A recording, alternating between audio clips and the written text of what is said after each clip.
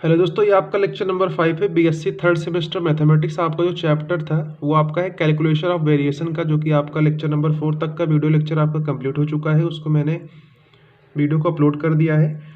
तो देखिए, आपका जो मैंने लेक्चर नंबर 4 में आपको बताया था function dependent on higher order derivative, जिसमें मैंने आपको यूलर पॉइजन इक्वेशन बताया था, उसी पर बेस्ड आपका एक यहाँ पे न्यूमेरिकल है। इसमें क्या कह रहा है कि फाइंड द एक्सट्रीमल्स। आपको यहाँ पे एक्सट्रीमल्स को फाइंड करना है ऑफ द फंक्शनल। आपको यहाँ पे फंक्शनल गिवन है इंटीग्रेशन a टू v। ये आपका लोअर लिमिट है, ये आपका अपर लिमिट है।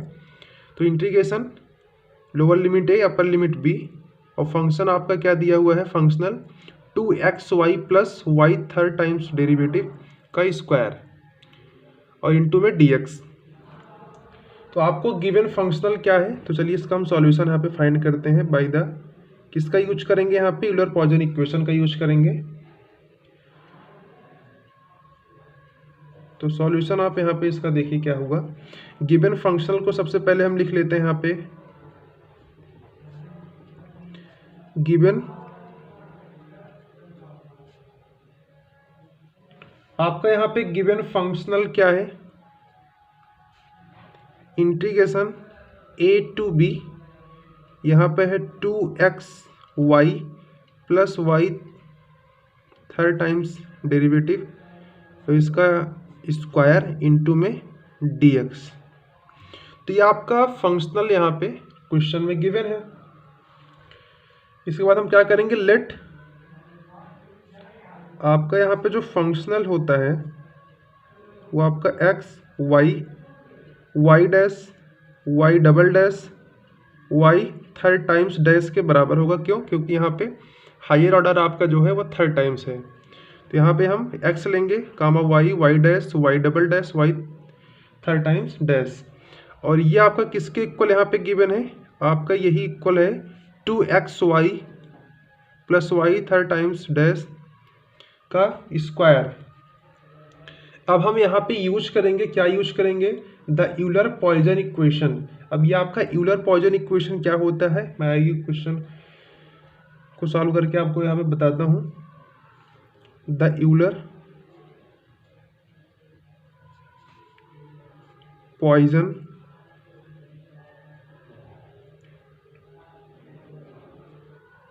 इक्वेशन। यहाँ पे आपका जो यूलर पॉइजन इक्वेशन होता है वो आपका होता है, अगर आपको कोई फंक्शनल यहाँ पे गिवन होगा उसका आप y के रिस्पेक्ट में डेरिवेटिव निकालिएगा, फिर minus d y d x. आपको फंक्शनल का y डैश के रिस्पेक्ट में डेरिवेटिव निकालना है, उसका डी बाई डी एक्स करना है, x के रिस्पेक्ट में डिफ्रेंशिएशन। फिर प्लस यहाँ पे देखिए आपका जो साइन यूज करना है अल्टरनेटिव ऑर्डर में यूज करना है। सबसे पहले प्लस, फिर माइनस, फिर प्लस माइनस। आपका यहाँ पे देखिए y थर्ड टाइम डैश तक का है, अभी मैंने सिर्फ y डैश के लिए लिया है। अब हम यहाँ पे लिखेंगे d2 अपॉन dx2। यहाँ पे आपका जो फंक्शनल का डेरिवेटिव होगा y डबल डैश के रिस्पेक्ट में होगा, फिर लगाएंगे यहाँ पे माइनस, तो ये हो जाएगा आपका डी क्यूब, और अपान में क्या आ जाएगा स्टूडेंट, dx क्यूब, और फंक्शन f का y थर्ड टाइम डैश के रिस्पेक्ट में इसका डेरिवेटिव, और यही किसके इक्वल टू हो जाएगा, इक्वल टू 0। अगर यही 4 टाइम्स होता तो हम फोर्थ भी लिख दे प्लस में, उसके बाद 0 लगाते, तो आपका यही ऑर्डर चलता रहेगा। साइन का यूज मैंने आपको बता ही दिया, सबसे पहले प्लस, फिर माइनस, फिर प्लस, फिर माइनस। अब देखिए आपको वैल्यू फाइंड करना है। ये आपको फंक्शनल यहाँ पे गिवन है, इसका आपको y के रिस्पेक्ट में इसका क्या करना है, डिफ्रेंशिएशन। तो चलिए वन बाय वन सभी वैल्यू को हम यहाँ पे फाइंड कर लेते हैं, फिर सारे वैल्यूज को हम इसी इक्वेशन में पुट करेंगे। और आपका जो यूलर पॉइजन इक्वेशन नंबर, इसको हम 1 यहाँ पे मान ले रहे हैं। इसी इक्वेशन में हम पुट करके इसको आगे हम सॉल्व करेंगे y के लिए। तो एफ वाई के लिए आप क्या करोगे, ये आपको देखिए फंक्शनल गिवन है 2xy plus y third time dash का स्क्वायर। इसका आप y के रिस्पेक्ट में डिफ्रेंशिएशन निकालोगे, y के रिस्पेक्ट में मैं कह रहा हूँ, तो 2x क्या हो जाएगा, कांस्टेंट हो जाएगा। तो यहाँ पे सिर्फ बचेगा 2x इंटू में y का करोगे तो आपको 1 मिल जाएगा। ठीक है,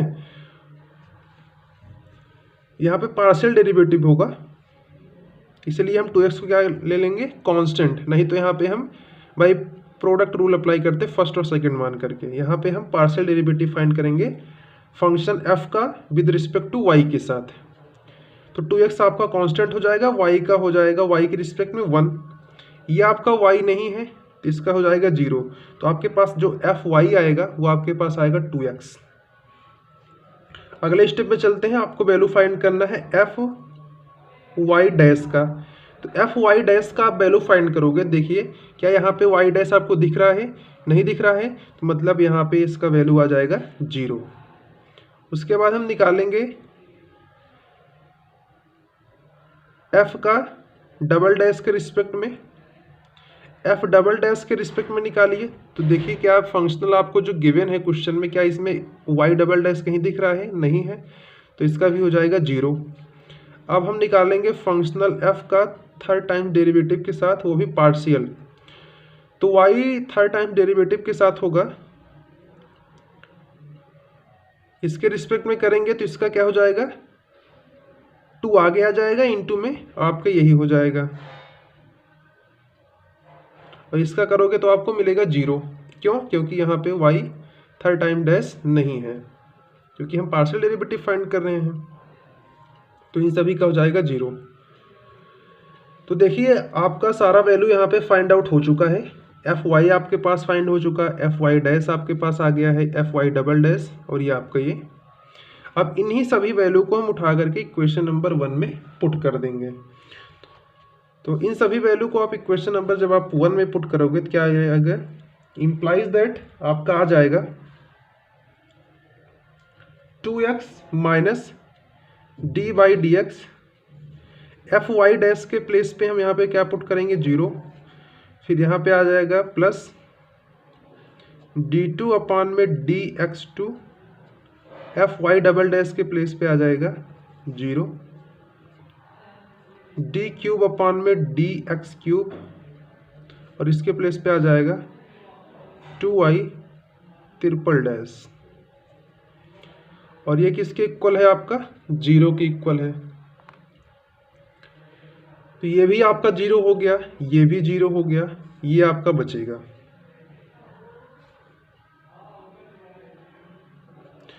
टू एक्स माइनस, अब ये वाला 2 आगे आ जाएगा, और ये हो जाएगा डी क्यूब अपान में d x cube y triple dash is equal to 0। इसका मतलब क्या है, d cube y upon d x cube हो, तो इसके प्लेस पे हम लिखेंगे 2x माइनस 2, ये आपका हो जाएगा d6 y अपॉन में dx 6, और इक्वल टू आपका हो जाएगा 0। सॉरी आपको दिख नहीं रहा होगा, हाँ।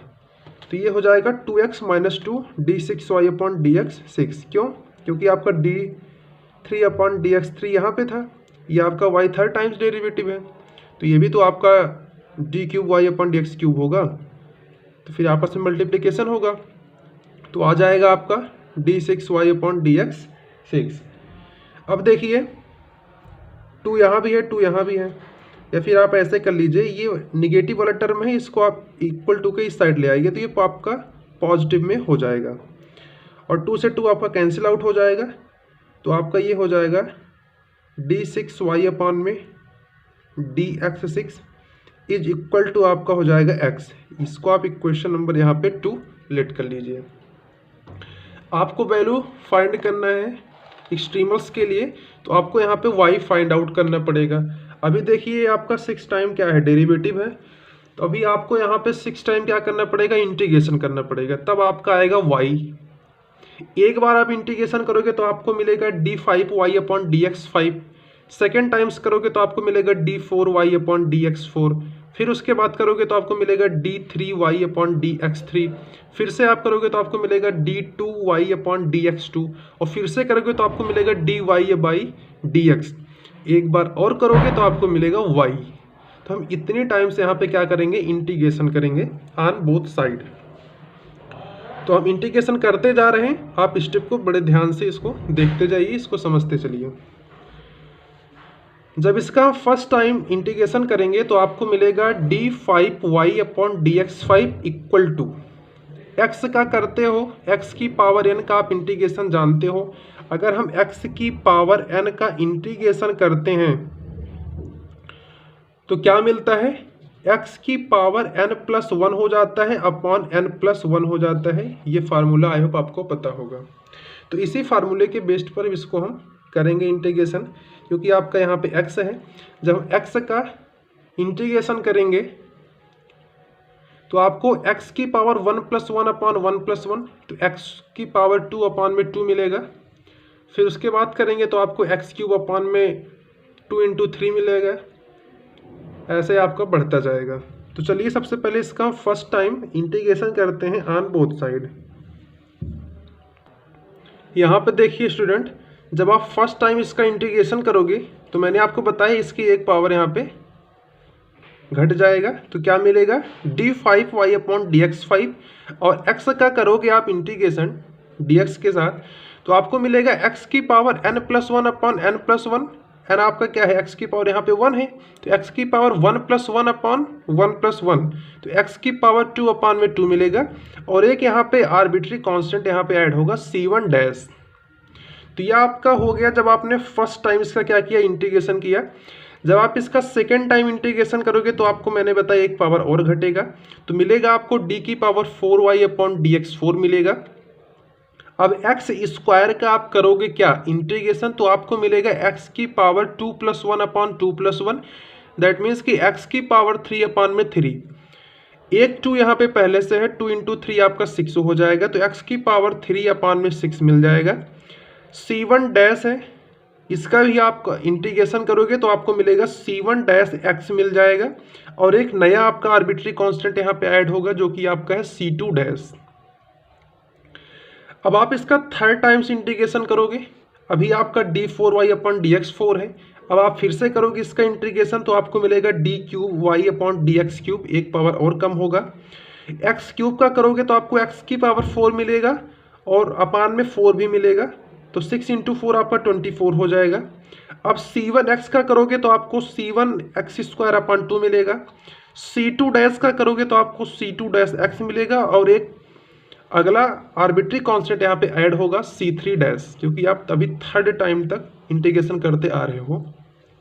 अब हम करेंगे फोर्थ टाइम इसका क्या इंटीग्रेशन, कि जब तक कि हमें y नहीं मिलेगा तब तक इसका हम इंटीग्रेशन करते जाएंगे।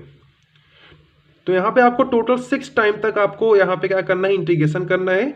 तो आपको यहाँ पे c1 c2 dash c3 dash c4 dash c5 c6 आपको इतने आर्बिट्री कांस्टेंट यहाँ पे मिलते जाएंगे। हाँ, तो हम यहाँ पे पहुँच चुके हैं। अब देखिए इसका हम फिर से करेंगे तो आपको देखिए d3y/dx³ था, तो अब करेंगे तो आपको मिलेगा d2y/dx, जो क्यूब है वो आपका कन्वर्ट हो जाएगा d2y/dx2 में।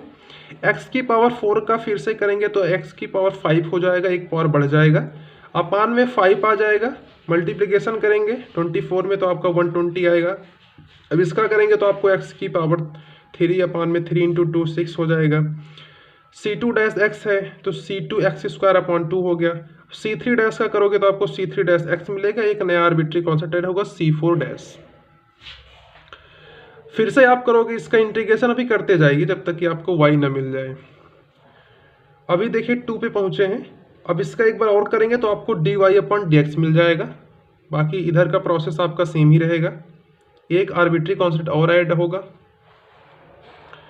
अब इसका आप 1 टाइम्स और कर दोगे तो आपको फाइनल आंसर निकल के आ जाएगा। तो dy/dx है इक्वल टू आपका ये चीज़ है। इसका फिर से इंटीग्रेशन करोगे तो आपको dy/dx का जो इंटीग्रेशन करोगे तो आपको मिलेगा y। क्या मिलेगा, y मिलेगा। x की पावर 6 करोगे तो आपको x की पावर 7 मिलेगा, और 720 में आप 7 से मल्टीप्लिकेशन करोगे तो 5040 मिल जाएगा। और x की पावर 4 का करोगे तो x की पावर 5 अपान में 5 मल्टीप्लिकेशन होगा 24 में तो आपका 120 आएगा। x की पावर 3 का करोगे तो x की पावर 4 मिलेगा, और 6 × 4 आपका 24 हो जाएगा। x की पावर 2 का करोगे तो आपको x की पावर 3 मिलेगा, और 2 × 3 आपका 6 हो जाएगा। यहाँ पे x का करोगे तो आपको x की पावर 2 अपान में 2 मिलेगा। c5 का करोगे तो आपको C5x मिलेगा, एक नया आर्बिट्री कॉन्स्टेंट ऐड होगा C6।